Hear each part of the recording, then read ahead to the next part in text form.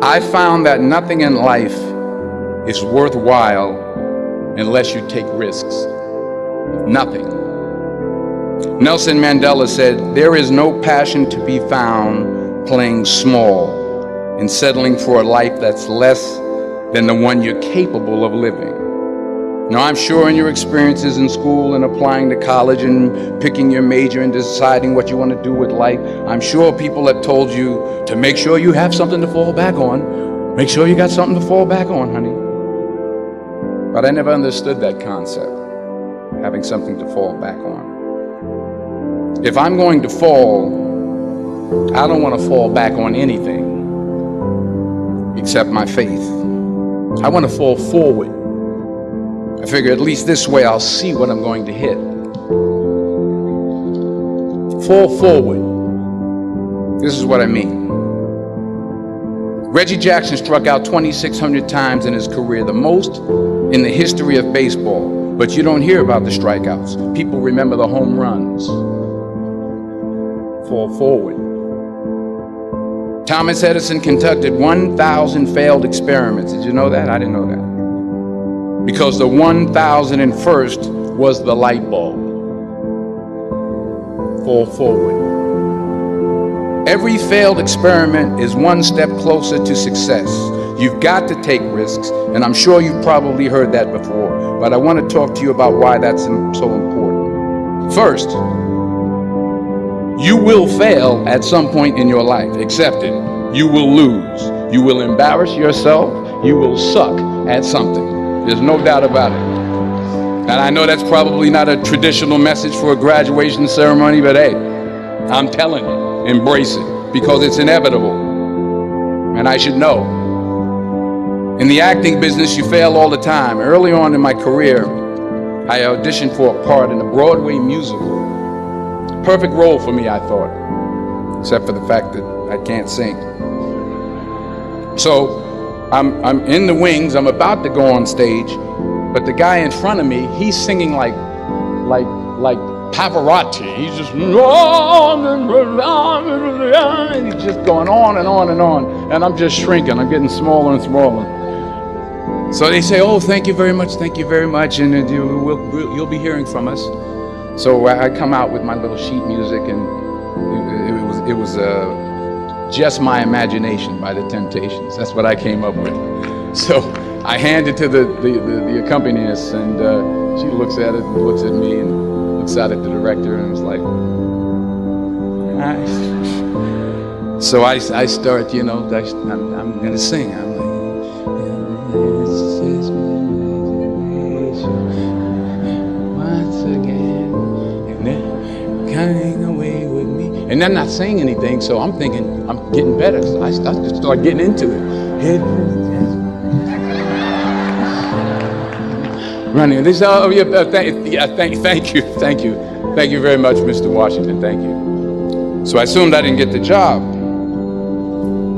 But the next part of the audition, he called me back. The next part of the audition is the acting part of the audition. So I'm like, "Hey, okay, maybe I can't sing, but I know I can act." So they pair me with this guy, and again, I didn't know about musical theater. And musical theater is big, so they can reach everyone all the way in the back of the stadium. And I'm more from a realistic, naturalistic kind of acting where you actually talk to the person next to you. So I don't know what my line was. My line was, "Well, hand me the cup." And his line was, "Well, I will hand you the cup, my dear. The cup will be there to be handed to you." I said, "Oh, okay." "Well, should I give you the cup back?" "Oh, yes, you should give it back to me, because you know that is my cup and it should be given back to me." I didn't get the job. But here's the thing. I didn't quit. I didn't fall back.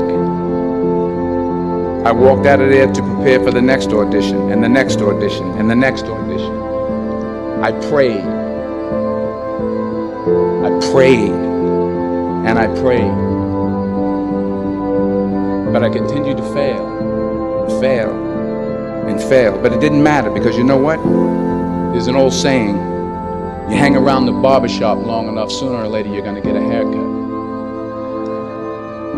So you will catch a break, and I did catch a break. Last year, I did a play called Fences on Broadway.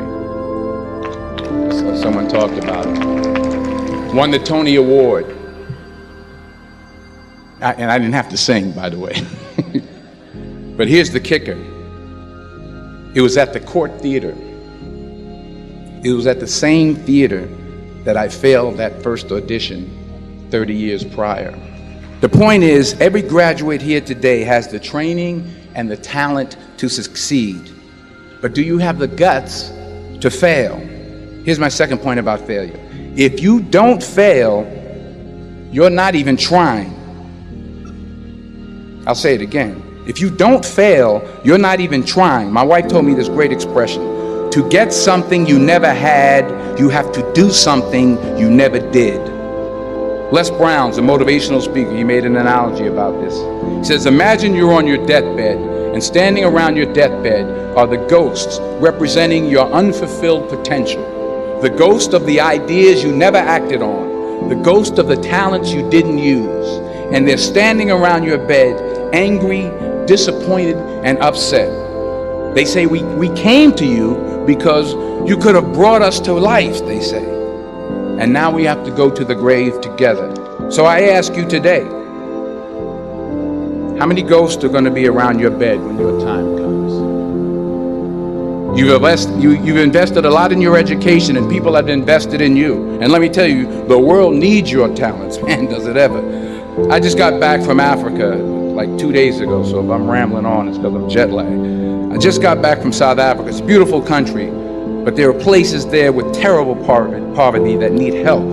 And Africa is just the tip of the iceberg. The Middle East needs your help. Japan needs your help. Alabama needs your help. Tennessee needs your help. Louisiana needs your help. Philadelphia needs your help. The world needs a lot, and we need it from you.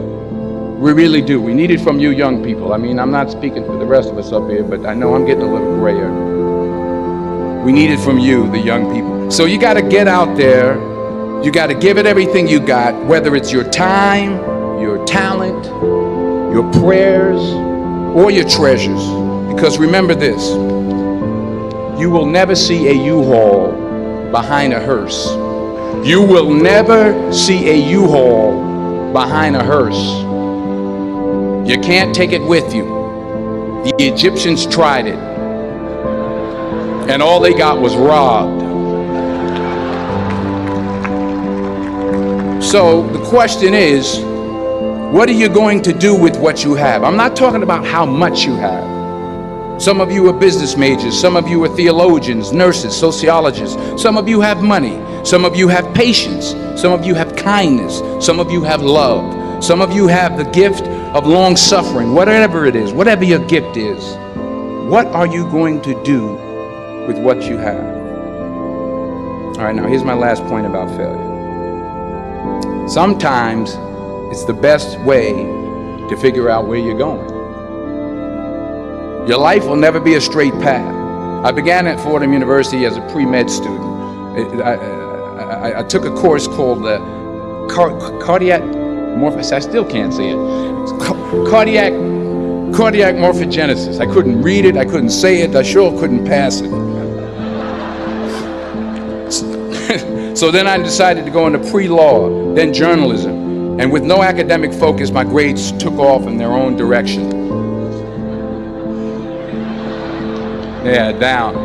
I was a 1.8 GPA one semester, and the university very politely suggested that it might be better to take some time off. I was 20 years old. I was at my lowest point. And then one day, and I remember the exact day, March 27th, 1975, I was helping my mother in her beauty shop. My mother owned a beauty shop up in Mount Vernon. And there was this older woman who was considered one of the elders in the town. And I didn't know her personally, but I was looking in the mirror, and every time I looked at the mirror, I could see her behind me, and she was staring at me. She just kept looking at me. Every time I looked at her, she kept giving me these strange looks. So she finally took the dryer off her head and she said something I'll never forget. First of all, she said, somebody give me a piece of paper, give me a piece of paper. She said, young boy, I have a prophecy, a spiritual prophecy. She said, you are going to travel the world and speak to millions of people. Now mind you, I'm 20 years old, I'm flunked out of school. In fact, like a wise ass, I'm thinking to myself, maybe she's got something in that crystal ball about me getting back into school next fall. But maybe she was on to something, because later that summer, while working as a counselor at the YMCA camp in Connecticut, we put on a talent show for the campers. And after the show, another counselor came up to me and asked, have you ever thought about acting? You're good at that. So when I got back to Fordham that fall, I got in and I changed my major once again for the last time. And in the years that followed, just as that woman prophesied, I have traveled the world and I have spoken to millions of people through my movies. Millions who up till this day couldn't see me, who up till this day I couldn't see while I was talking to them, and they couldn't see me, they could only see the movie. They couldn't see the real me. But I see you today, and I'm encouraged by what I see.